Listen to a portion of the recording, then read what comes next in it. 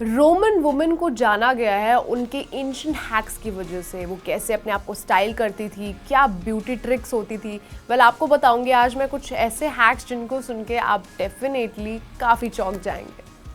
So let me tell you, बालों के लिए जो है रोमन वुमेन एक ब्रॉन्ज रॉड का इस्तेमाल करती थी जिसके ऊपर वो हॉट एशेस को रखती थी एंड देन इनको जो है बालों में कर्ल करने के लिए या सॉफ्ट वेव देने के लिए यूज किया जाता था उस टाइम पर। क्या आपने कभी सोचा है कि लीचेस या फिर सी फिश के कुछ इंग्रेडिएंट्स से ही आप अपनी वैक्सिंग कर सकते हैं? Well, Roman women used to do that back then.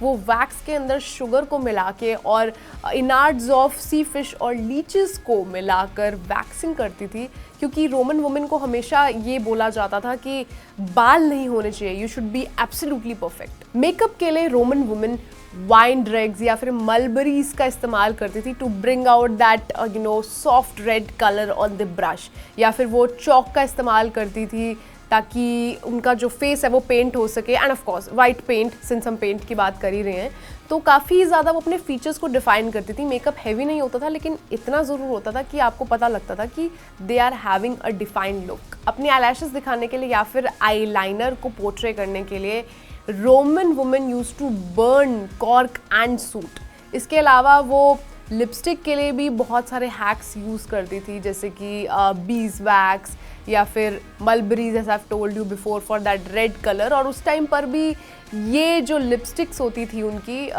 The ones which they created were a big hit. पहले के टाइम पे ना परफ्यूम नहीं होते थे, परफ्यूम ऑयल्स होते थे, यानी कि women use to have oils which were sticking to their skin, और ये बनते थे ऑलिव ऑयल को मिक्स करके, जिसके अंदर हम अलग अलग तरीके के फ्लावर पेटल्स को यूज़ करते थे और आइरिस को यूज़ करते थे ताकि वो फ्रेग्रेंस जो है लॉन्ग लास्टिंग रह सके और मे बी 24 घंटे से ज़्यादा चल सके।